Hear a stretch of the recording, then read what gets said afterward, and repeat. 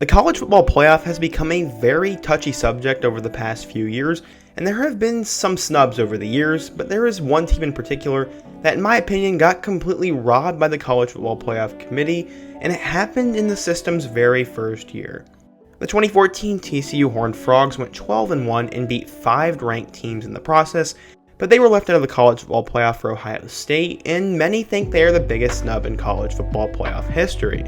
Today we'll talk about the 2014 team, the season itself, and why they got robbed, and honestly, if they deserve to be in or not. But first, if you love college football, please be sure to subscribe to the channel and help me reach 50,000 subscribers by the end of March. Give the video a like, suggest future video topic, and stay until the end. Now let's get started and talk about the 2014 TCU Horned Frogs. TCU football really rose to fame this past century, and the Horned Frogs name and mascot have become a fan favorite, and they were kind of America's team for a little while. Andy Dalton led the program to new heights, and Gary Patterson rose into one of college football's best coaches, but the next wave of Horned Frogs would give them a chance at the ultimate college football destination, the national championship game. In 2013, the Horned Frogs went 4-8, had 2 different quarterbacks, didn't have a running back go for over 600 yards, and no wide receiver that really made a difference, as none of them even had over 500 yards receiving. The team had a down year based on their recent standards, and many doubted them in 2014. Some called Gary Patterson a fraud, and a lot of people said they didn't belong in the Big 12.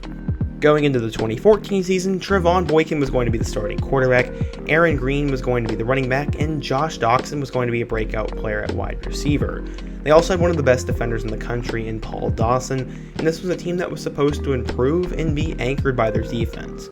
They had potential at the skill positions as they had gotten some highly regarded recruits and transfers, and with them being recently admitted to the Big 12, TCU football was ready to break out and show the world they belonged in the Power 5. Doug Meacham and Sonny Cumbie became the new offensive coordinators for the Horned Frogs, and they immediately put up 48 points in their first game against Samford, and that game would not even be that impressive compared to what they would do later on. The next game was their first test, as they played the Minnesota Golden Gophers at home. They won the game 30-7, as Boykin threw for 2 touchdowns and Josh Doctson caught 2 of those. The following week, they shut out their rival SMU, and Boykin threw for 4 touchdowns, and the Horned Frogs looked really good. Number 4 Oklahoma came to town, and the Frogs were ranked number 25 in the country for this big-time matchup. The game was close into the end, but that star player on defense by the name of Paul Dawson took a pick 6 to the house, and the defense made a stand and won a huge game. They jumped up all the way to number 9 in the country, and they were now matched up with number 5 Baylor, and the Big 12 was spectacular this year. In one of the best college football games of the decade, with just under a quarter remaining, TCU took a pick 6 to the house and went up 58-37 on the number 5 team in the country, and people were saying TCU was going to be the next big thing. Sadly though, the defense would collapse, and Baylor would tie the game with 4 minutes to go. The Bears would end up getting the ball back, and then kicked a game-winning field goal as time expired to win 61-58. This could be a huge blow to the season, but they would rebound in a strong way. Boykin would throw for 410 yards, and they killed number 15 Oklahoma State the following week. They then put up 82 points in a win over Texas Tech, and then they were faced with 2 more ranked teams coming up, and the gauntlet would just continue. They knocked off number 20 West Virginia by way of a game-winning field goal, and then they killed number 7 Kansas State, and the Frogs were back up to number 4 in the country. They defeated Kansas and Texas and were now up to number 3.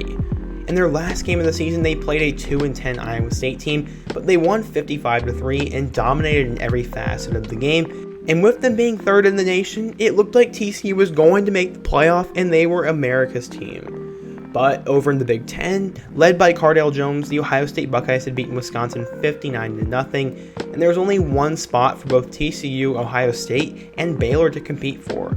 Someone's feelings were going to get hurt, and a conference was going to get shafted, but as everyone expected, the bigger branded Ohio State Buckeyes got put in that number 4 spot, and the Horned Frogs and Baylor Bears were left out to dry. Ohio State would go on to win the national championship game, so you cannot say the Buckeyes were not one of those best 4 teams. This was just really sad, and based on their resumes, TCU deserved the spot. TCU's one loss was to Baylor by 3, who would end up finishing number 5 in the college football playoff rankings. They lost this game by 3 points. The Buckeyes, on the other hand, had lost to an unranked Virginia Tech team, and this was by more than 2 scores, Plus, the Big Ten had a down year in 2014 as well, and the Big 12 was spectacular, so I don't understand why Ohio State was seen with the better resume. That loss to Virginia Tech was earlier in the year though, and they had rebounded and won 12 straight games, and they had actually played in a conference championship game. Honestly, both teams deserve to be in the playoff, and the only reason I would give the edge to TCU, honestly, is because their one loss was better than Ohio State's one loss. This sparked a lot of debate amongst college football fans, and as I said earlier, Ohio State would go on to win the national title, and then TCU killed number 9 Ole Miss 42-3, showing they're one of the best 4 teams in the country at the end of the day. Trevon Boykin went on to pass for 3,901 yards and 33 touchdowns, but he would famously get in a lot of legal trouble, and his NFL career would never work out. Josh Doctson would catch 65 passes and became a 1,000-yard receiver, but his big year would come in 2015. Then he was drafted in the first round by the Washington Redskins, and he famously kind of became a bust.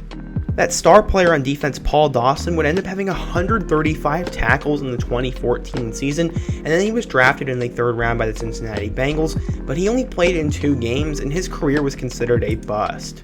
Sadly, the biggest stars on this 2014 team never had big-time professional careers, and a lot of people forget just how good TCU football used to be and how good this 2014 team was.